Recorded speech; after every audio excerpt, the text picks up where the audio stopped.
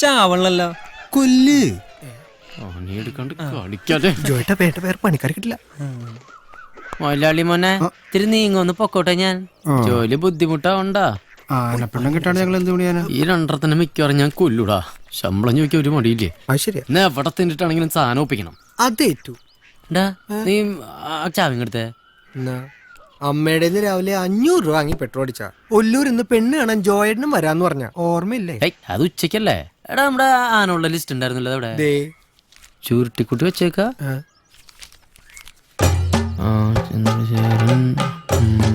Parameswaran, കുടുംബനായര്. ഇയാളൊന്നും ചത്തില്ലാവോ?